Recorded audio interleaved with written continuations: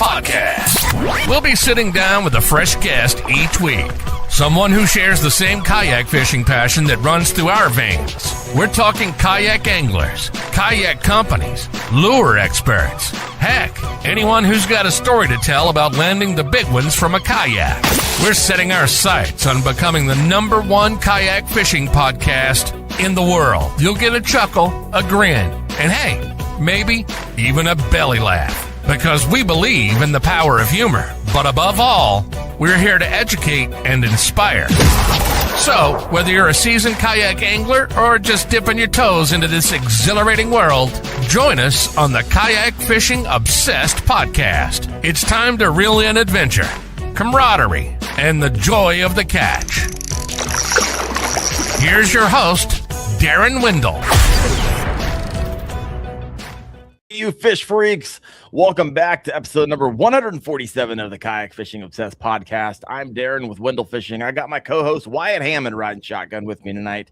We've got a good one for you. Tonight's guest really doesn't need much of an introduction, right? If you follow competitive kayak fishing, you've seen the name Ewing Miner sitting at or near the top of the leaderboards all across the country. And one thing seems to follow Ewing wherever he goes, big freaking bass. So whether it's offshore fish, river smallmouth, or completely changing the game when plan A falls apart, this dude just finds a way to consistently put giants on the board. So if there's anybody we want to pick apart and ask, how in the heck do you consistently catch the bigs? It's Mr. Miner, and we have him tonight. But before we jump into the show, a quick word from KFast, our sponsor, Kayak Fishing Advanced Safety Training. If you spend time fishing from a kayak, safety really shouldn't be an afterthought, right? KFast was built to give kayak anglers practical, real-world safety education that actually applies to what we do on the water. The certification walks you through the fundamentals every kayak angler should know, and it's just $25 to get certified. And so whether you're brand new to kayak fishing or you've been doing it for years, take the course, earn your certification, and most importantly, know your limits. Head over to kfast.co to earn your certification today. Wyatt, my man, it has been a few weeks. How you doing? Doing all right. Yeah. Got back from PA. Finally escaped PA. I was up there for 2 weeks. Escaped. You're on the Susky, right? Is that right? Yep. So I went up there to help set up a store. I got to fish some mountain lakes up there in around Pittsburgh and stuff like that. Had a good time out there, and then rode out and bounced my way down the Susky. Man, we were all over the place. I was up in freaking Canada. I drove 18 hours nonstop, hopped on a water plane, bush plane, whatever you call it. And I was after pike all week, bro. I don't think I've talked to you since that.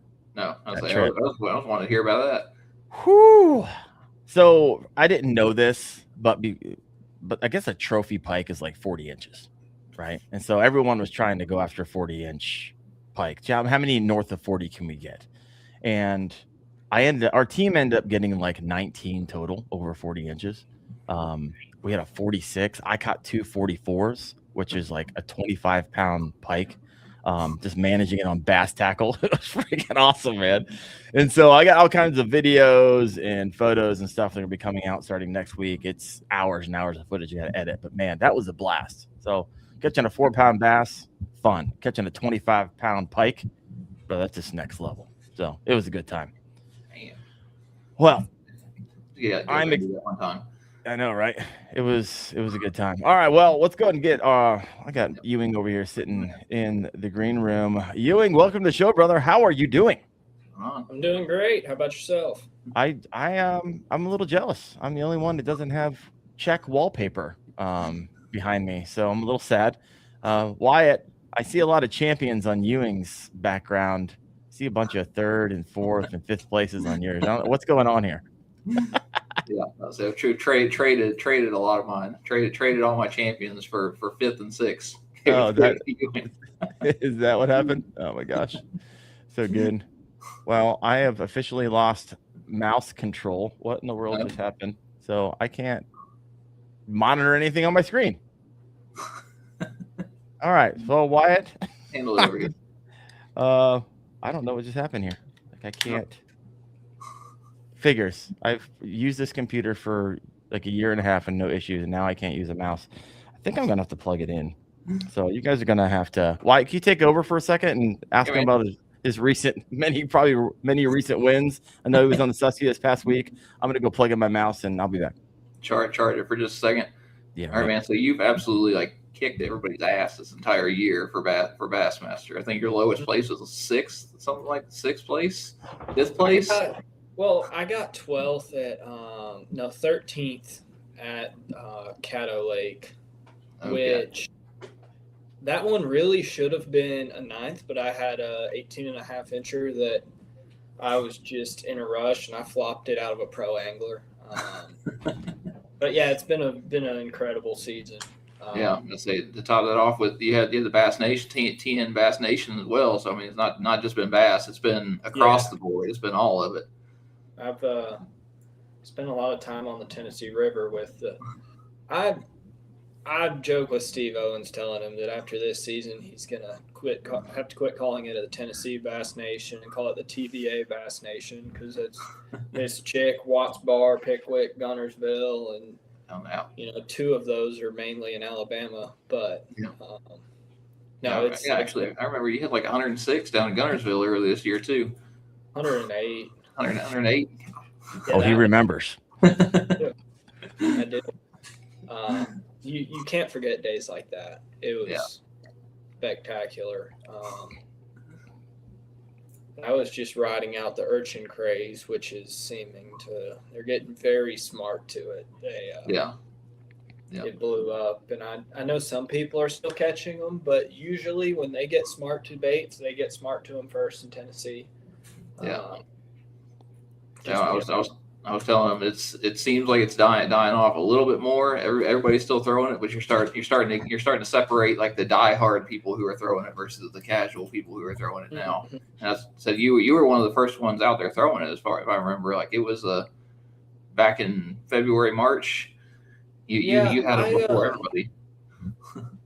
Well, I threw it in practice for the Dale Hollow event I won last year. Really? So I've been throwing it, but I wasn't throwing it right. It took some people catching them on live for me to finally figure it out. But yeah, I rode that train for a little while, and it was fun. But it's the last few times I've thrown it, it's not like it used to be, and it happened quick. That's so interesting. I've noticed people's tolerance for seeing it online is also not. People are like, oh, chump bait, this, that, oh, you're whatever. And I got some people who are writing me like, oh, I've never used it before in my life. I need to go buy this. So up here in Ohio, they're still stupid because they're still eating that thing like it was 3 months ago, at least on the lakes I'm throwing it on. So I don't know, but I'm sure down in Tennessee, those highly pressured lakes. I mean, Wyatt, when you took me to the lake where you made me fall in love with the thing, I went the next day. And I literally was catching fish that had quickies in their mouth that had broken off from people. Like, holy crap, this thing is really getting thrown quite a bit. So that is wild. Now, with Ewing, you said you weren't throwing it right. So maybe help somebody out who may be making the same mistakes that you made last year, and tell us how you do it now. So I was throwing it and kind of, sink it down to the fish and just shaking it kind of like you would with a minnow. It's more of a jerk bait than it is that ripping it. I don't think you can rip it too hard or too fast. If they're going to eat it, they're going to eat it. And it's more of playing cat and mouse with them instead of trying to sit there and hover it over their head and annoy them. It's pulling it away from them. And something about where it pulses, when they eat it, they eat it. But if they're not going to eat it, they'll swim up and they'll just swim off. Yeah.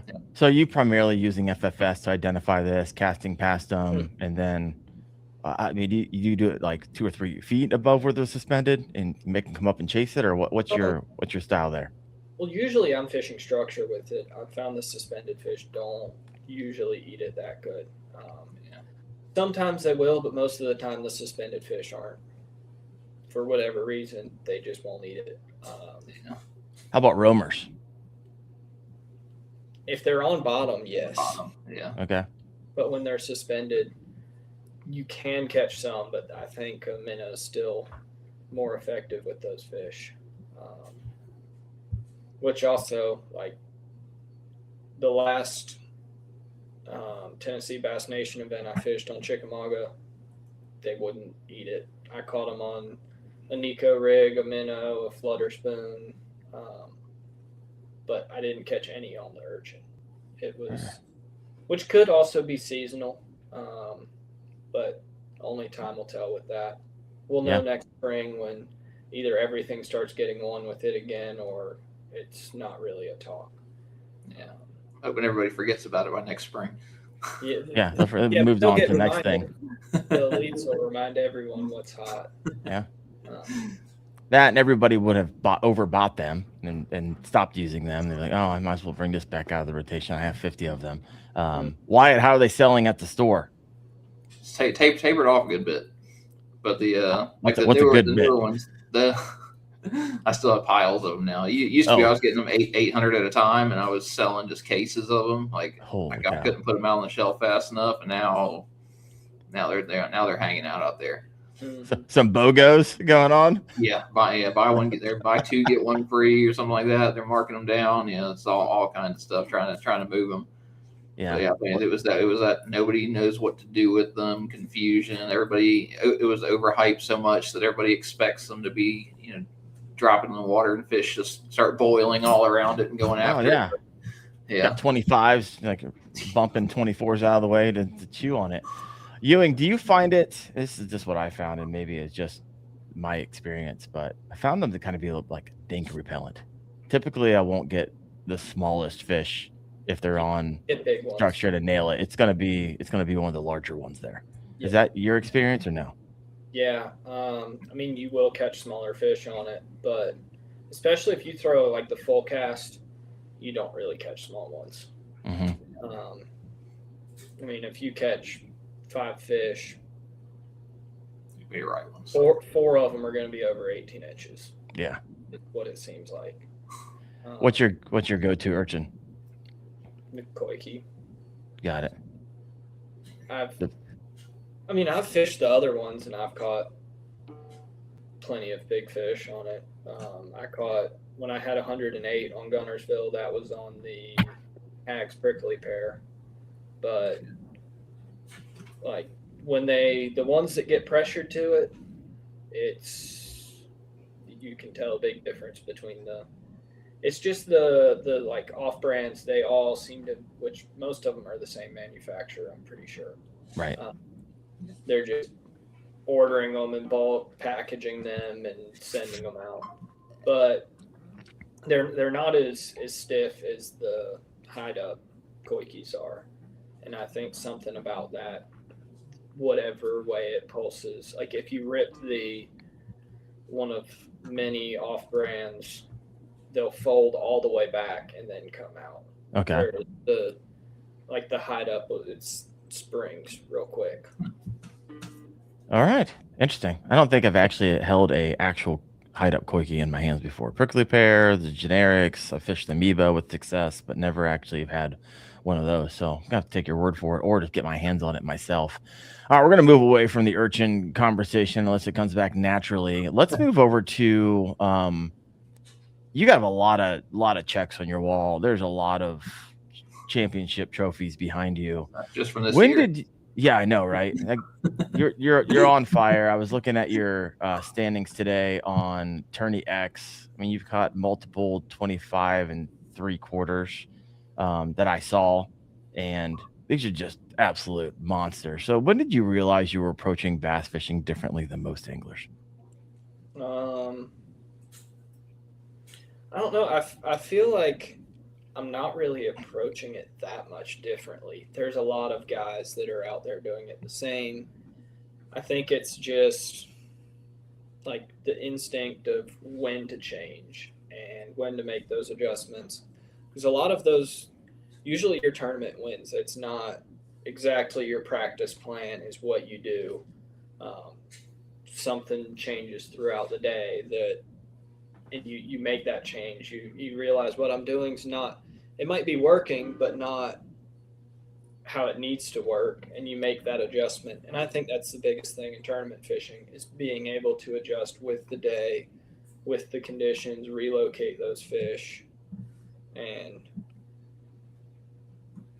stay with it, especially 2-day tournaments. You get out there day 2, it's almost always different. Interesting. So you're saying it's not necessarily that you're fishing different baits or doing anything much. It's your ability to pivot quicker. Yeah, kind of being in tune with everything. I was telling a guy today, like last year at Gunnersville, whenever I was fishing a whole bunch of docks, and I saw a little mat of eelgrass blowing up to a dock, and I punched a jig through it and caught a 21 out of it. And I was like, just being able to see that kind of stuff. I was like, you need to. Whenever I was telling them about Gunnersville, I was like, Gunnersville's got fish everywhere, but being able to pick up that one extra big fish is going to make all the difference out there. It's going to make all the difference pretty much anywhere you go. Just being able to see that, hey, maybe I should do this. Just try it.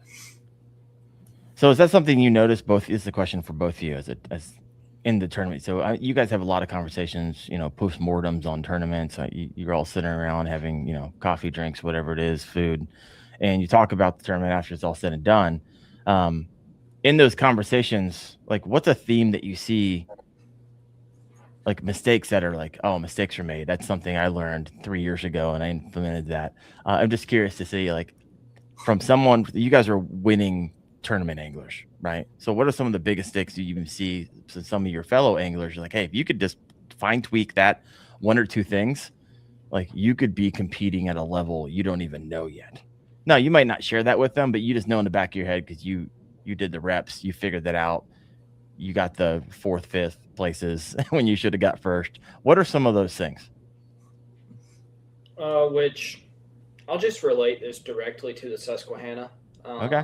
Because this is the most recent thing on my mind. But a lot of people coming back to, at the ramp, everyone hooked 95 inches. At least sounds that way. Whether they're big eyeing them or not, but I think a lot of it's just like rushing the fish to the boat, which there's a time and place for it. Some baits, that's the best way to get them in the boat is to just grind them to the boat, but especially like just knowing how to play the fish based on your presentation, because a lot of the tournaments, the top 5 guys all have the bites to win. It's just the guy that won landed them. And fishing clean and knowing what to do in a given situation and not, you've got a fish on treble hooks, not pulling that last bit to the net when you lose them every single time.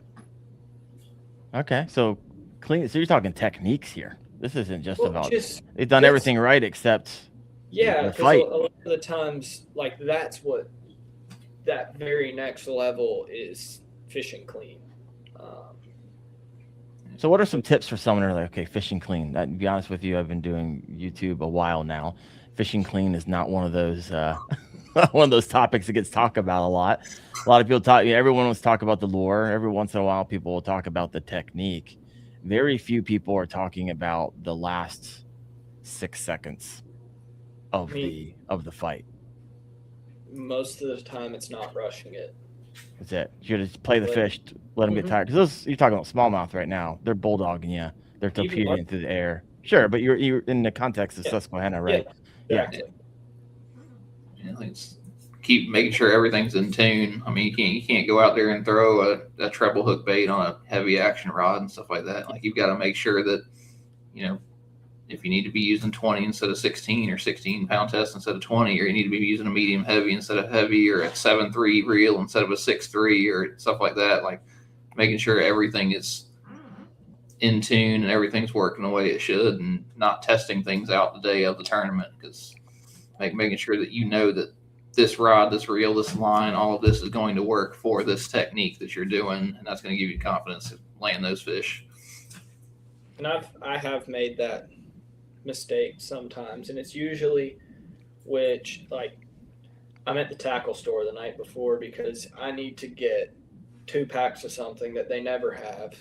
It's always what you need. They don't have at the local tackle shop, but you something else catches your eye and you just tie it on whatever rod you have left, and then you end up losing a really big fish because you tied a buzzbait onto 12-pound fluorocarbon and you don't get a hook in a fish and you lose it. That type of thing. Like just making sure it's on the right setup. Like, all right. But No, I would imagine at that level, and I've fished some tournaments. I get it.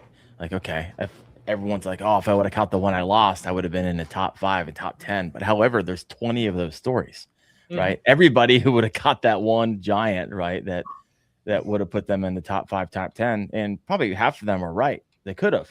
And so really paying attention at this level, like those details actually matter. What you're saying, they matter more than most people actually think.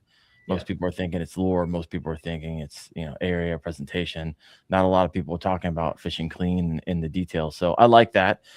Next question I have for you. Of course, everybody wants to catch big fish. The biggest, the fatter, the longer in our scenario, the better.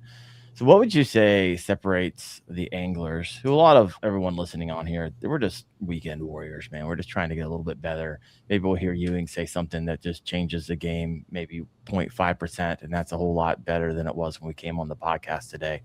What separates the anglers who occasionally catch a giant from the anglers who consistently find them?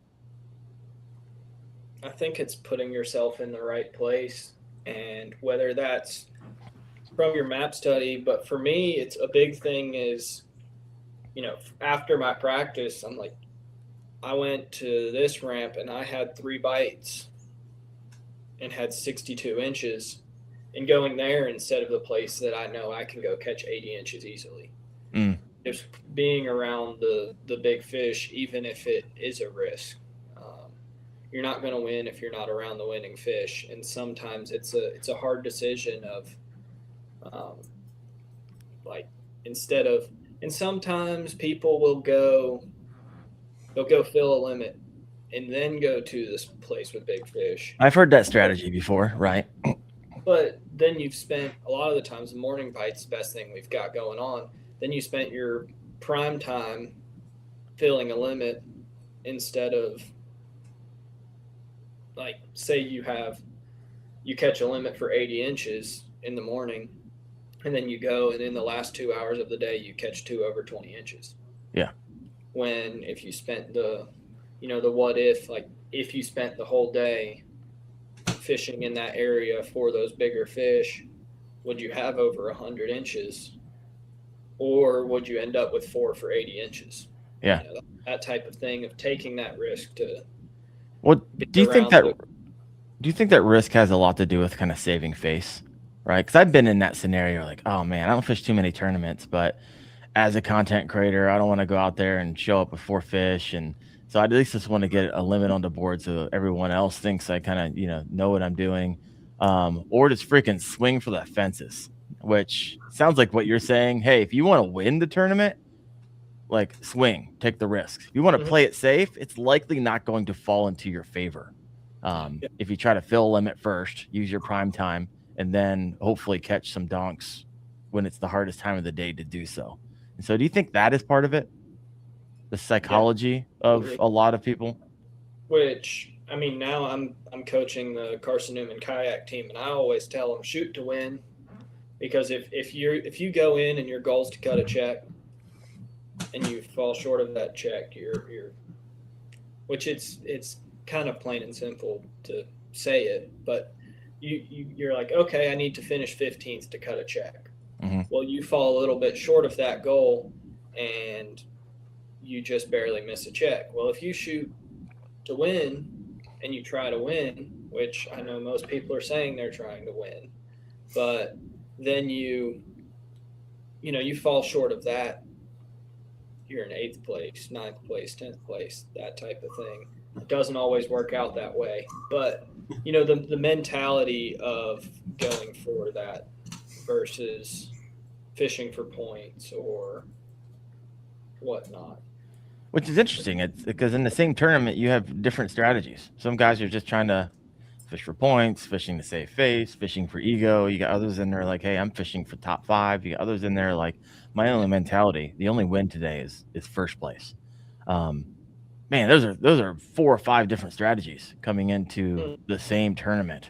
Wyatt, if you had conversations, you've heard these conversations before? I've actually heard people say, I just want to go fill my limit first. I want to go out for a limit. I mean, it definitely makes me feel better. It makes me feel better, but I've had to, like, suppress that a couple of times of, like, don't worry about catching fish. It comes up 10 o'clock and you've got 1 or 2 fish. And I'm just like, just keep grinding, keep doing the thing. And sometimes it works, sometimes it. Yeah, 100%. Yep. And we got Bass Thumb A over here. He says, taking notes for the weekend. Biggest adjustment for me is going from weekend warrior to the tourney fishing. Time management. Yeah. I would have. Huge.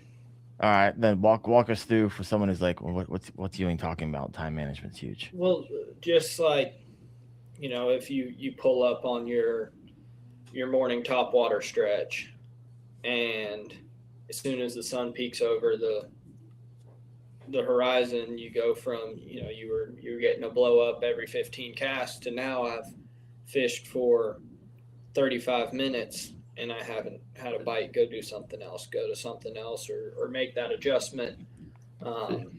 Fish tell you pretty quickly. Yeah, they you'll know when you're doing the wrong thing, and it that also becomes easier to make that decision with time and experience. But just knowing when to give up, when to change, and sometimes it's also, that from practice, which you don't always get practice, but from practice, okay, like these fish in the brush, they don't bite until 10 o'clock.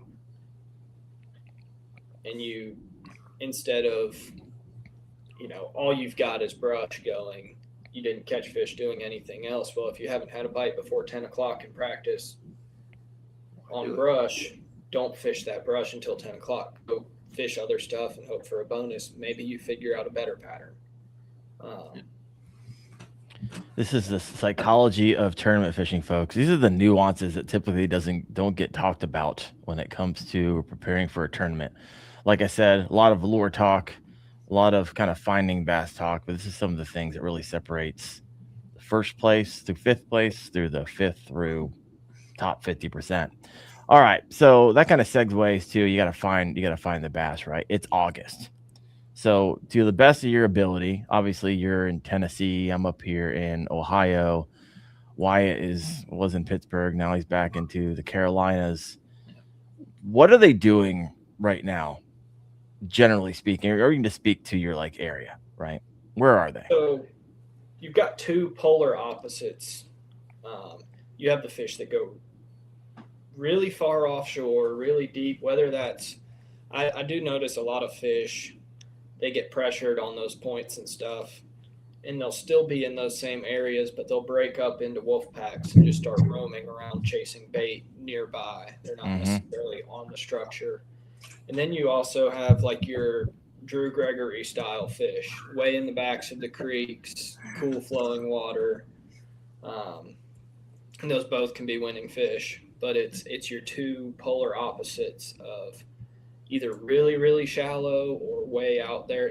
The offshore fish, they might only be 10 foot down, but they're sitting over 60 foot of water or something. That varies lake to lake, but almost anywhere in the country, you're going to have dirt shallow fish and deep fish. Your middle ground that works really well I'd go as far as February all the way until mid-July tends to be less productive, and you've got your two extremes. Got it. So if you're sitting there scratching your head and you're like, hey, why am I not catching the bass that I was in spring or typically do in the fall? And you're fishing the same places. But I want to check out those super shallow or super deep. Are you a super shallow or super deep kind of angler right now? What's your go-to and your confidence? Right now I'm usually super deep because of electronics, but I used to be super shallow. When I first came into college, I was tearing my boat to pieces and getting to the back. Dragging the sun dolphin through the bushes. Yeah, doing it. Don't be hating on the sun dolphin. I fished when I first got to college, I was fishing out of a bass tracker, but I carried a bow saw in my bass tracker, a bow saw, so I could get further back into places. Beaver bass fisherman. And you catch some big fish back there. They Yeah. usually, as far as a weight tournament goes, they're usually long and skinny way back in the stuff or way up shallow. They don't have as much food. Those cold water inflows, they want to cool off. They need that oxygen. But there's not as much food. So for a kayak tournament, it's great. You catch a 20-inch long fish and it's 3 pounds. Oh, well. Yeah. I don't care how much it weighs as long as it's long. Mm-hmm. Got it. So for those of you out there, obviously the takeaway is if you have electronics and can utilize the FFS to your advantage, well, it's going to be easier finding those in deeper water. But for those who don't, maybe your go-to is going to be a little bit of adventure fishing. And so find those cold water inflows, make a day of it. So do you think, I got a bunch of questions here. Which one I want to ask? Or Wyatt, do you have one? Or even better yet, if you're listening in right now, if you have a question for Wyatt, Ewing, or myself, go and type that in the comment section. We'll get around to that in a moment. Ewing, what does the perfect August area look like to you? Like you're rolling in your kayak, you're to a new lake, you're doing your pre-fishing, and all your spidey senses just go through the roof because you just saw what? Bait fish. All right, you're looking for bait. There's bait fish everywhere, but right.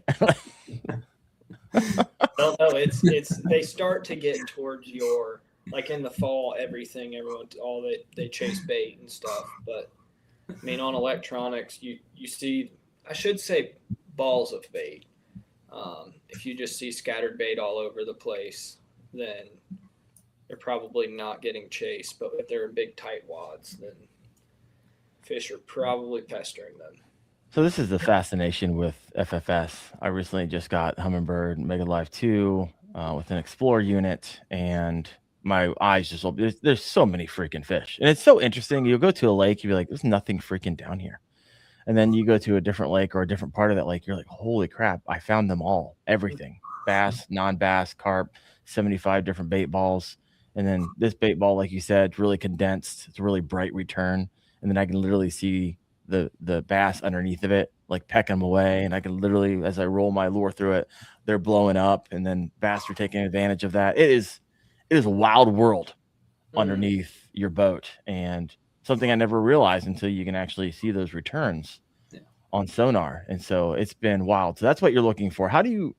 What I have found is, okay, there's bait ball over here. I've just passed another one. I'm scanning up. There's another one over here. The ones you're looking for is the bright return, what you're saying. You want them tight together.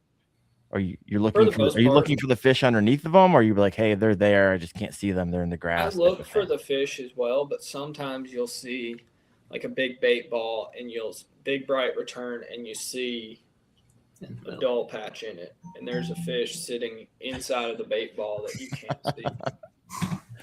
All right. So if you ever see that on your FFS, that's what you're looking at. But like, as far as going out and fishing for fun, ideal August, I'm going to a river. I'm not even going to mess with the lakes because I don't enjoy it as much as going to a river. So is it just in general you enjoy river fishing, or is it just too hot and the bite's just not as hot as it usually is? The dog days of summer when the lakes are miserable, wake boats everywhere, you're sweating bullets, you can go fish a river, and if you get hot, you jump in chest deep and sit below a shoal and catch a bunch of smallmouth or something. Yeah. And the rivers are still in that flowing water. Going back to that cold inflow, the rivers are going to be colder, it's flowing, it's well oxygenated. Those fish are still very active in the summertime. We'll get the river fishing here in just a moment. Real quick question for you. You say you're looking for bait, you find them, you got the bait ball. You just shaking a minnow down there? What are you reaching to in your arsenal of rods and reels and lures? Minnow, spoon, topwater. All right, go-to minnow. What type of spoon? You make them come up for the topwater. What do you got going on? I've got a ton of different types. I mean, I own about every single type of minnow, and it seems like different bodies of water, different lakes, you'll rotate through colors, size, different profiles and stuff. And since you are looking at them on a screen, you can tell when you're throwing the right one or the wrong one, and you can go through that process of elimination pretty quick. So this goes back to our earlier conversation. We're like, hey, you got to know when to change. Mhm. So give me a scenario, a recent scenario. You see, you're throwing it. How fast are you changing baits? Are you going like, 30 seconds? Okay, I'm switching it out, or are you giving it a little bit more time? Like what's going through your head? Like teach somebody who maybe stays on bass too long, really how fast do you make the decisions? Maybe we can glean some wisdom from that. Unless those fish are in what I would, based on my location, but call like a TVA school where they're set up on a point in a group. If they're roamers and they chase my bait once, I'm not throwing back at them again. I'm moving on. You get one shot with those. Yeah, sometimes you can throw back and catch them, but usually if it's the right size fish, they're either going to bite it the first time they see it, or they're not going to bite it. I'll say I start off with a minnow, and I'm throwing a 4-inch minnow, and they come up and chase it. Throw it at 2 or 3 of them, nothing. Or sometimes, say they're not chasing it that fast. They're just kind of swimming up and looking. Maybe go to a bigger minnow, different color. If that still doesn't work, go to a spoon. If fish are sitting high in the water column, I almost always try to get them to come up on a top water first. For whatever reason, they just like spook or a popper. What are you reaching for? Spook, usually a spook of some sort. Got it. Need to go grab my topwater rod for tomorrow. Yeah, there you go. Whether that's like a shower blow, cane walker, pencil popper style, or just your regular like spook style bait, walking baits, even bright sun, and they'll come straight up. You'll know if they can see it, and you'll know fast if they're going to bite it or not, because they'll come at it just like a rocket and explode on it, or they're not going to mess with it. Not interested at all. But that's really anything you throw at them. They'll tell you pretty quick if it's going to work or not. And sometimes there's days you just can't do anything right, and you're not going to catch them. And, maybe that's when I'm like, okay, this isn't working. I'm going to go to those inflows. I'm going to completely pivot, and I'm going to go dirt shallow and see what I can make out of the day. How often do you do that? Recently I haven't a ton, but I had, this was several years back, but a tournament on Chickamauga, and I went during practice. I went and typical summertime offshore stuff, but this was early September, so still the same patterns as August, but those fish were just acting really funny. They'd been beat on all year, and I went to the very back of a slough, some cold water coming in, and I ended up getting second in that tournament. I caught a 25 1/4 inch as my kicker in the tournament. It was how much water was it in? Probably about 2 foot. Jeez. Weightless Texas rig Senko. That was violent. Mm-hmm. And that's shallow water. So this is interesting to me. So you're moving through lures and presentations at a much faster rate, I would imagine, than most anglers are. Yeah. Like 5-10x. Most people will keep on throwing or keep doing this, and they'll hold on to a bait because they're a confidence bait for 20, 30, 40 minutes, hour and a half. Mm-hmm. By then, you could have moved through 25 different lures. Through my whole box. If I haven't caught a fish in 30 minutes and I'm throwing at them, I've gone through everything I have in the boat. Like, how many things are we talking about here? Like one a minute? How many fish am I throwing at? It's Sometimes you'll go 5 minutes without seeing a fish. Sometimes they're all over the place and you just can't get them to bite, and just keep rotate. So the bottom of your kayak looks like a bait graveyard at the end of the day. There's this stuff freaking everywhere. And I've had so many tournaments where people say, "Oh, I can't believe you caught them on this." I'm like, "What do you mean?" And it's something that I've had laying in the bottom of my kayak for who knows how long. I love it. Part of the strategy. Yeah. The stuff everywhere. Because that's also another thing. I'll pick baits up out of the bottom of my kayak. It's faster than going into the tackle box. I'm like, that might work. You're just cruising. So you just use some. See, you have. I imagine you carry as many rods and reels as you possibly can. Are you carrying 8 with you at any given time? I'm usually In between practice. between 6 and 10 rods. Okay. How many on tournament day? Still 6 to 10. Yep, just depends on what I want tied on and how many I feel. All right.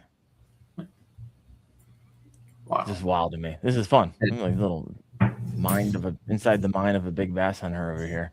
All right, that is. I've talked to a lot of anglers before. I've talked to a lot of weighing anglers before. I don't think I've ever had someone like you who are changing through lures at such a fast pace, and having wild success for it.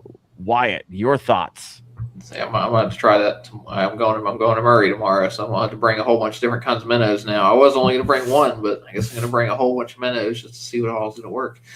Let me know. So, when it comes to style, Wyatt, I know you like to fish fast, Wyatt. You've told me. I think in the context of that conversation, you were talking about like moving, not just staying in one place.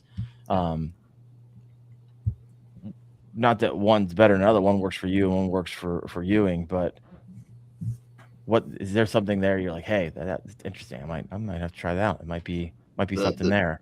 The different minnow thing. I usually kind of like stick with 2 or 3, and if they're not biting, I just change the whole thing altogether. I'll just go do something else. But yeah, like trying to make sure that the size and everything is right. Like I feel like if I'm on a blueback herring fishery and my thing looks like a blueback herring, I don't mess with it too much as far as like size and things like that. But I want to start messing with size, and I'm still relatively new to the forward facing thing, so got a lot to learn with it.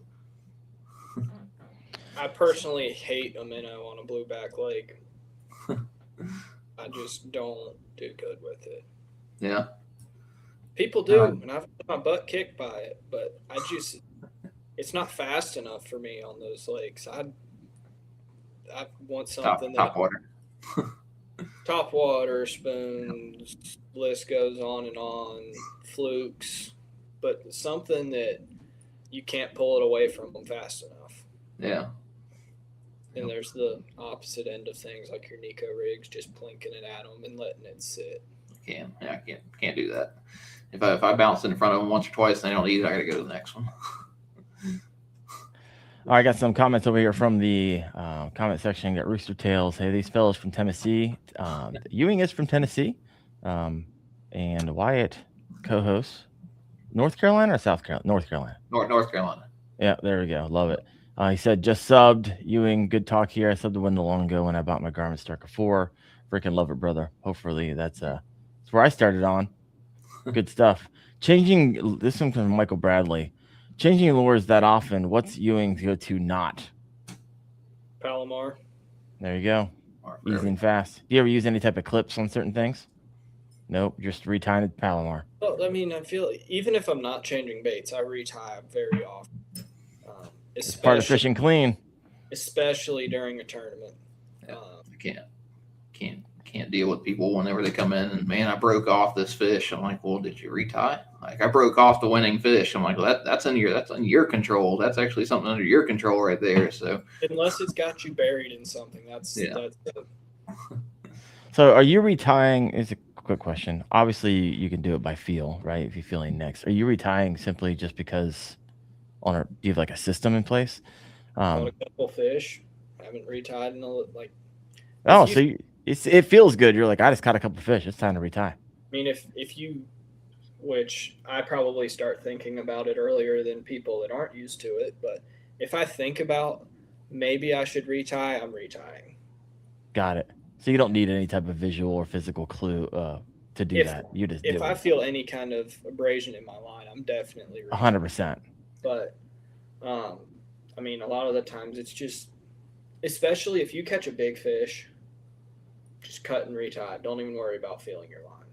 Yeah. All right. Man, I've heard people talk about tournament fishing a lot. These are some things that don't get talked about often. This is good. All right, let's get a little tactical here. The August bait box. Ewing, I know that right before the show, you went and got your river box, and you just said you're going to share everything in there with everybody, right? Is that what you said? No, I didn't. Oh, you didn't say that. Oh, my bad. I'm not allowed to share everything. You're not allowed. No, Christine. He has an NDA. Oh, got it. Well, show us what you can share. What we got here? That's a 1/4 ounce Boogerman buzzbait. Yeah. I throw that all the time on the Susquehanna. It was part of my winning rotation when for the first Bassmaster I won, and then this past tournament I caught a 20.5 and a 19 on it. Can't show the exact same weight bait that I throw. Well, go back to the one you threw on the screen for 3 seconds. So that's got a stinger hook on it, right? Yeah, it's got a trailer hook. And what's the trailer on it? Menace grub. Yeah, it's a Glacier Menace grub. It's kind of a translucent white. And this skirt, I actually pull. I don't know the exact percentage of it, but I pull a lot of that skirt out, right out of the package, so it's not as full, and that's mainly just where I'm trying to maintain that translucent appearance with that Menace, so they don't get that great of a look at it. Trailers on buzzbait, I will, even if I have a trailer hook, I will always, any type of skirted bait really, always run a trailer on it, because it gives them something that they can, because fish suck things in. Mm-hmm. Chatterbait? Chatterbait better have a trailer. Really? Trailer hook? No. Trailer. I was about to say, like I've never trailer. Something that they can because fish will suck things in, and when it's just skirt, there's nothing that they're pulling on. Mm-hmm. They just get air through it. Yeah. Water through it. All right, that was one. You got a long way to go. Like a wake bait of some sort. This is specific to river smallmouth. You've got somebody a baby 1- earlier, and I was like, geez, when was the last time somebody made one of those? This is actually this is an evergreen CH1. I don't know what that stands for. It's a nice wake bait. I do like it. I do throw it. They will eat it. I just have more confidence. And the main reason I like I don't think that the special secret wake bait that everyone's heard about on the Susquehanna, I don't think there's really, I think the biggest thing is I can put bigger hooks on it, Okay. Which helps with landing. I can get just as many bites on, that 1- style bait like this. This is Bass Pro Shop's egg. It gets bit extremely well, but it's Giant. It's not even that big. It's an egg. Yeah. Yeah, it's so round that I think they just get their mouth pinned open and you don't hook them. Like, if I grab it like that, the hook's not even poking me. Because it gets bit better than most wake baits on that river, but I can't hook them. Interesting. Floppers. I was just gonna ask about it. Which so many ploppers going down the river. Oh my gosh, it's the funnest bite. bite, like recreationally. My goodness, such a good time.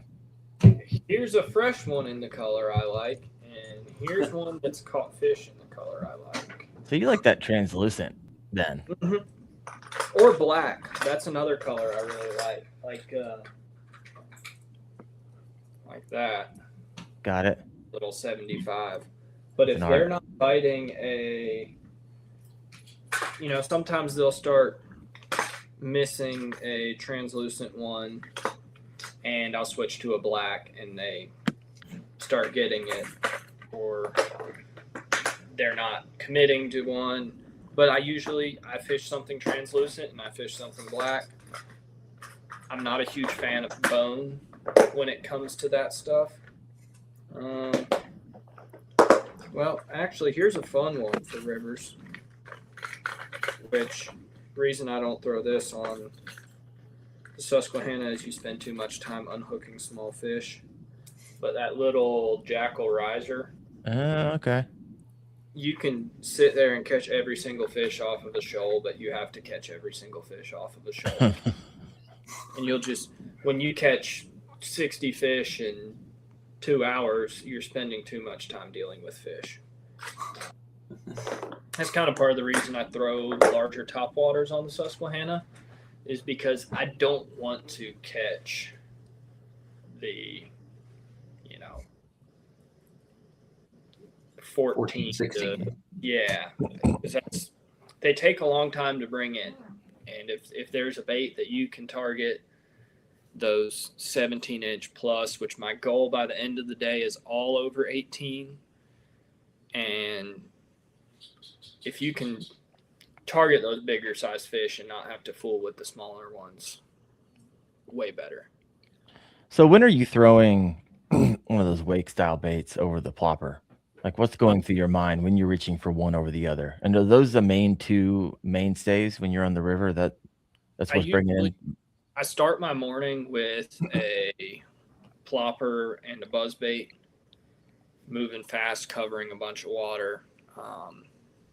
Is one of the local guys that fishes tournaments up there. He said it after day one at the ramp. He was talking about, taking advantage of the early morning bite and getting the low-hanging fruit, like that type of stuff. I want to be extremely efficient. They're dumb first thing in the morning. They haven't seen anything yet. It's low light. I like to get my bait in front of as many fish as possible. They usually aren't going to care what it is. And a buzzbait and a plopper, you can cover a lot of water really fast. And then once that sun gets up, they get a little more finicky. They've seen a lot of baits. Then I'll slow down with that wake bait. But early in the morning, I feel like I'm not covering enough water with the wake bait. Got it. So you're just all tactical, all strategy. I want this lure in front of many fish as I possibly can to get the aggressive, dumb ones that can't see really well yet. I like it. Big player on that place, but I don't catch them on it. Say that again? A chatterbait.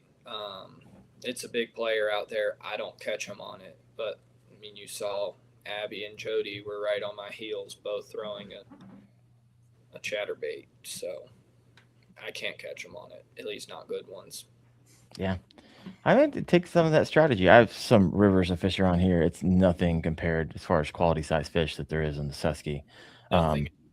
Yeah, nothing is. But I went out and I was like, oh crap, I caught 25 smallmouth. I couldn't get one over 16 inches. And so there's not a whole lot in the river that are, but I know they're there. Up to 22s on the rare occasion. But maybe I'll take a little Ewing minor strategy playbook, try to get that early in the morning. Because usually I found that I can't really get a hot bite on the plopper until after the sun comes up and it warms up a little bit. But you're saying you had different return. So I don't know. There's a lot of people that did really well in the tournament that threw nothing but a plopper the entire day. It just wasn't me. That's not. I always try to do something a little bit different than the rest of the crowd. Yeah. Place. And a lot of my success comes from just staying away from people. And I was at the same ramp as Wyatt. There were a lot of people at that ramp. It was tough to stay away from people, but I spent most of my time focusing on staying away from people, still within areas that I found a lot of fish in during practice, but just trying to rotate around water until I find an area with not a lot of pressure, so they have time to set up on the things that they need to set up on in order to catch them. And then I keep my head on a swivel, seeing where people are fishing. Not that I want to go fish where they're fishing, but I want to fish where they're not fishing and where they haven't fished in a while. Which usually that's the opposite of what you want to be doing. when you're tournament fishing is thinking about the next spot. But on a place like that where someone driving their kayak past the rock or the island that you want to fish can mess them up for 30 minutes to an hour, you have to keep in mind, okay, someone just fished through that. I need to not fish it for at least an hour. For those who've never been on the Susquehanna before, like paint a picture. How wide is this? How many? I mean, it's a long river. So, is everybody just in the same spot, or a lot of people in the same spot? The river's like close to a mile wide. Yeah. So why are you even near anybody else at that point? Is my question. Well, there's tons of river in play, and there's about, I don't know how many miles it would be, but about half of the river that's in play, which one of these days someone's going to win it outside of that main stem of the river. But you're usually just wasting your time. But last summer I was up there for 2 weeks. I fished 2 different tournaments, and one of kind of my off days, I would call it, I fished on, I don't know what branch of the Susquehanna it was, but I had like 94 inches on a glide bait in 4 or 5 hours. So someone can do it. It's a very risky tournament strategy because there's not as many of those 18-inch plus fish. Got it. So they're concentrated, and everybody knows it who's been fishing for a long time. Everyone knows that there's not like one particular stretch that wins every single year, but everyone knows the general, like, I don't know how many miles it is, but the general stretch. Yeah, general mile stretch of river that it's won on every single year for the past 5 years or 6 years or however many years there's been big tournaments up there. Yeah. And it's right there below that dam. Oh yeah, the infamous. I'm so glad they got Say that again. You're so glad what? I missed it. So he's glad that it's not in inbounds anymore. Oh yeah, we had a long conversation about that in one of the previous. That was terrible. Yeah, wild. That's interesting. And so you just had so much drama of, like, if someone was fishing the dam, even if they didn't break any rules, everyone's like, "Oh, he was fishing the dam. He was cheating." But you can't fish the dam without cheating. But when there is not a physically drawn line of where you can go, and riding that line and fishing within 2 or 3 feet of where you're legally allowed to go past is how you do well at that. Like, who's to say if you were, I think the rule's 100 feet? 100 feet, yep. Say you were 99 or 101. Yeah. Which I have a buddy that lives up there that fishes he used to fish the dams a lot, and he got out of it because of all the drama. But he would take, when the water was down, he would take rocks in the places that he likes to fish, and he would flip them over, like get a rangefinder, wade out, click, and he would flip those rocks in the places that he knows he can't. All these rocks are dark, covered in moss, and he'd flip a rock over, and he had a white rock. He knew he couldn't go past that. Got it. But someone that is just showing up and fishing it for the first time, they're not going to know. Yeah, no. There's too much gray area, and gray area needs to be eliminated when it can in that way. Yeah, no, 100%. So this is interesting. So when you're fishing this in river fishing, you're not just fishing. You're taking a look around. You're constantly aware of your surroundings, looking for spots that people have fished by, giving it time, and then coming back to that spot whenever enough time is set for them to reset. Is also a big part of that game. Probably a part of the game that most people never think about. Fascinating. All right. I like it. All right, we're at 1 hour. If you got any questions for Ewing or Wyatt or myself, throw those in the comment section. Got a few A few comments over here. We got one from Rooster Tails Outdoors. Subbed all three y'all now. Love these talks and tips, guys. Thank you so much, Rooster Tails. Appreciate you. All right. A couple more questions. I think I know the answer. Are you what? a map study guy, or you just go out and feel it out? Are you a map study guy, or are you gonna go out there and feel it out as you go? I map study a ton. Yeah. I hear from that comment that you told me at Susky with your rocks out there. Yeah. Which a lot of that isn't map study. That I have a running Google Earth project that, I mean, anyone could look at my Google Earth project and see I could send every person every single waypoint that I have on the Susquehanna, and it'd just be too much and it'd be overwhelming. And a lot of it's knowing what to fish when, based on the water conditions. And some of the waypoints will say high water, low water, but yeah, just knowing where the fish go. And then I have, like, I think Wyatt did really well fishing those isolated rocks, if I'm not mistaken. Am I right? Yeah. Yeah. So I found a bunch of them, and then people drove over top of them the second day, all day, the second day. Yep. And I've got a lot of those marked throughout the entire river. You know, you float over a rock that's this big around, and 3 18-inch plus smallmouth swim off of it, drop a waypoint. I might not ever fish it again, but if I'm in the area and I'm on that pattern, I've got it marked. How many waypoints do you have marked on, say, that river? It's hard telling. Hundreds? It's probably 1,000. 1,000. All right. Just I have fished that river every single summer since 2021. So quite a bit. If I had all my waypoints on a graph, I would have lost them several times, because you go through graphs, and I'm not a big transfer all my waypoints. I kind of like to start fresh on that. But the Google Earth stuff, it just stays on your Google account. So no matter how many phones I drop in the lake or river, I'll always have it. Yeah. What's your favorite sonar units? What are you running right now? I'm running Lowrance. I've run all three.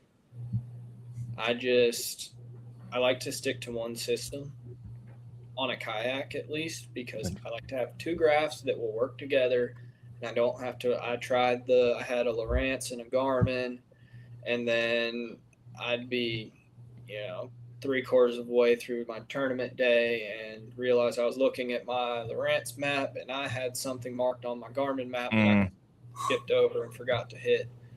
So I just got rid of that whole ordeal. I like the active target. It's got its situations. It's not as good for fishing structure and those, fish scooting on the bottom. It excels with the suspended fish. You can see your bait really far, really well. The side scan on it is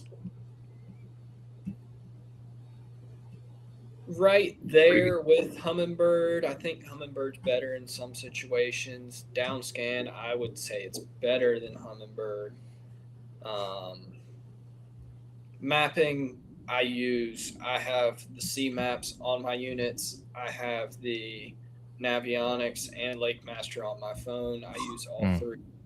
Some of them are better on other places. And like the Lakemaster, if it's the One Boat Network app, it's like $25-$30 a year. Yeah, not bad at all. Like $50 a year, but still, and the amount of money you spend traveling all over the place, it's that cheap to have all of the best mapping.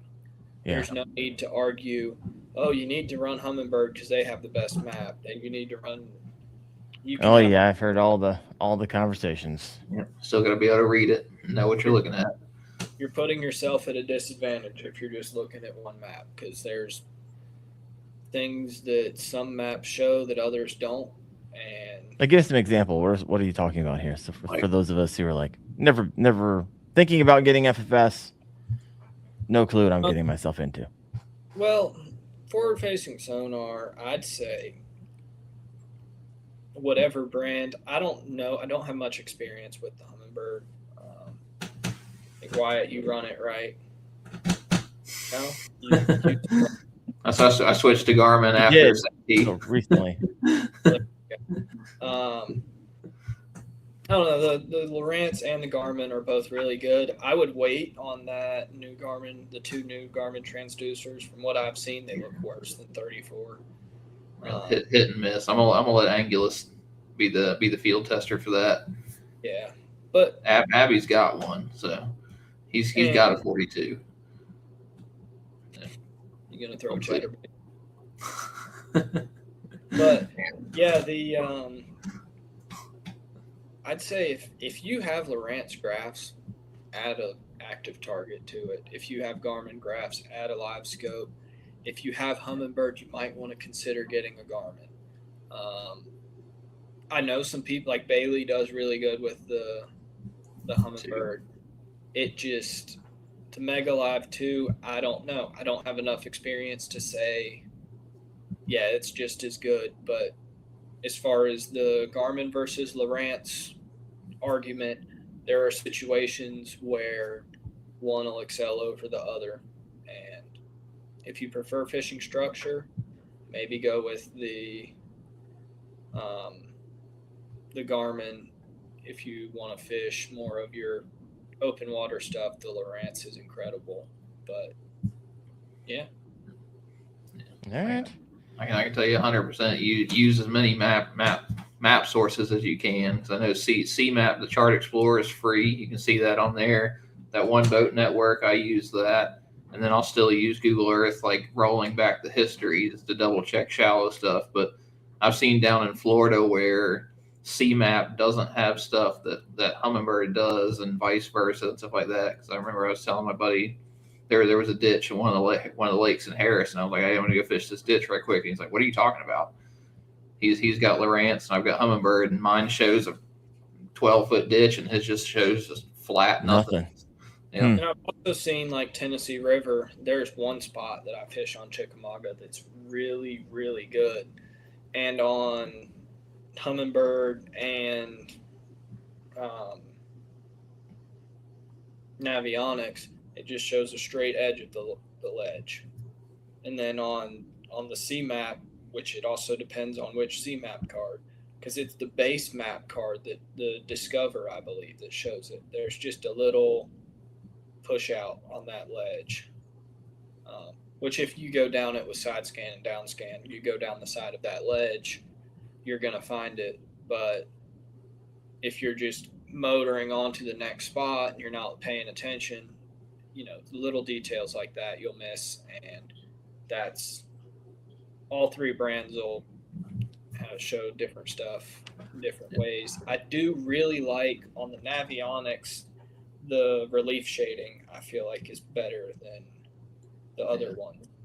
That was Champlain last year. That was a huge tool. Even though everyone was catching suspended fish, I was fishing rocks, but it would show those rocks on the relief shading on the Navionics. Well, folks, and Ewing, it's been fun. I've followed a lot of Bassmaster champions on the show before, and Ewing, you actually brought a different angle than I thought you were going to. Now, I've never talked to someone with that many checks on the wall who doesn't do intense map study, so that all tracks with me. But some of the other things that you mentioned is definitely some nuggets that hopefully those of you listening in can apply and also have success with. A question for you, Ewing. What are you big on social media? Do you post it all? Do you not care about it? Where can people find you? What is coming up for Ewing Minor and throughout the rest of the season? So I'm on Instagram and Facebook, Ewing_Minor on Instagram and Ewing Minor on Facebook. And then I have one YouTube video that I posted before I decided that I don't enjoy editing one bit. So you don't have to worry. If you want to see it, it's Ewing Minor on YouTube. It's a video from Champlain. 92 views. I don't know. I'm just guessing. I know YouTube usually treats the first video. Like, well, I filmed a tournament on the Susquehanna, and I was like, I don't want people seeing all of this. So then I just didn't edit it. And yeah. No, it makes sense. Yeah. So what do you got coming up in the months to come? I'm fishing the Tennessee Bass Nation State Championship on Dale Hollow this weekend. Nice. Then I don't think I have anything going on until the small tournament in October. Yeah, there's something on a herring pond. We'll see how that goes. Done really well on Hartwell, so we'll see if it translates. All right, we got Squirrel Fishing Guy over here saying good luck. Good luck to you from me as well. And you appreciate your time. Looking forward to seeing you at tournaments in the future. Wyatt, appreciate you, of course. Next week, we will be live on the Kayak Fishing Obsessed podcast. We got English Angling on. He is a Wilderness Systems team member. Also, just does a lot of saltwater fishing in like Jersey area. So should be a good time. Met him when I was at ICAST. Really good dude. So looking forward to talking to him. But everybody have a great rest of the week. And we'll see you next Tuesday night at 8:30 p.m. Eastern on the KFO show. Guys, have a good one.